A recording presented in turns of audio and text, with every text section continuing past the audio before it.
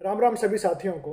मैं रवि अहलावत आज आपके साथ है हमारे बुजुर्गों के ज़माने और हमारे मॉडर्न ज़माने को जोड़ करके कुछ बात बताना चाहता हूँ। इनका एक कंपैरिजन करना चाहता हूँ और कंपैरिजन भी किसी खास चीज़ में। हमारे पुराने ज़माने में लोगों के अंदर दीन ईमान हुआ करता था और लोगों का शरीर शानदार हुआ करता था, चाहे आदमी हो चाहे औरत हो। लेकिन आजकल के इस मॉडर्न ज़माने में लोगों के अंदर से दीन ईमान खत्म हो गया है और लोगों का शरीर भी खत्म हो गया है, यानी कि शरीर कमजोर पड़ गया है।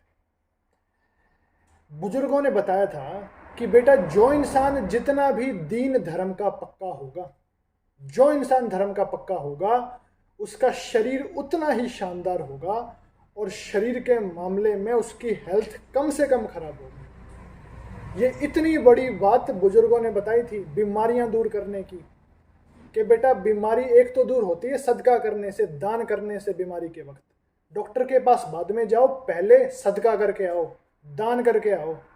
उसके बाद दीन धर्म का जो इंसान पक्का है उसको पहले ही बीमारियां कम से कम छुएंगी, और अगर बीमारियां हैं भी तो दीन धर्म का पक्का बन जाए, अपने आप रास्ते अपने आप ऐसे बनेंगे जिससे कि इंसान बीमारियों से दूर ही जाएगा, उसको बीमारियां छू नहीं पाएंगी। तो जो लोग आज के ज़माने में दीन धर्म के पक्के नहीं हैं, उनकी कोई गारंटी नहीं है कि उनकी ज़िंदगी में हेल्थ अच्छी होगी या नहीं, उनकी कोई गारंटी नहीं है।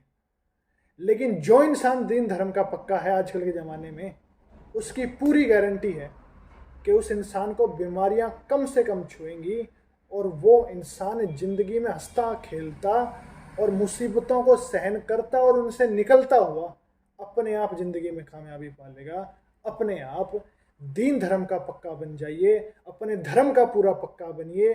जैसे कि हमारे हिंदू धर्म के अंदर बहुत सारी बातें हैं जो अपनानी चाहिए, लेकिन जो धर्म का पक्का होगा वही अपनाएगा, लेकिन जो धर्म के पक्के नहीं हैं वो बिल्कुल नहीं अपनाएंगे। और धर्म का पक्का होना ही बीमारियों से बचाता है। जैसे कि सिख धर्म के अंदर केश कत्ल करवाना मना है, लेकिन जो इंसान धर्म का पक्का है वो केश कत्ल कभी नहीं करवाएगा, और जो करवाएगा वो दिखावे के लिए धर्म का पक्का है, लेकिन इंटरनली आत्मा से कमजोर है और आत्मिक जो उसका लेवल है वो धार्मिक नहीं है। तो यहाँ पर आत्मिक लेवल की बात है, दिखावे की बात नहीं है। तभी इंसान हेल्दी होगा, वरना हेल्दी कभी नहीं होता।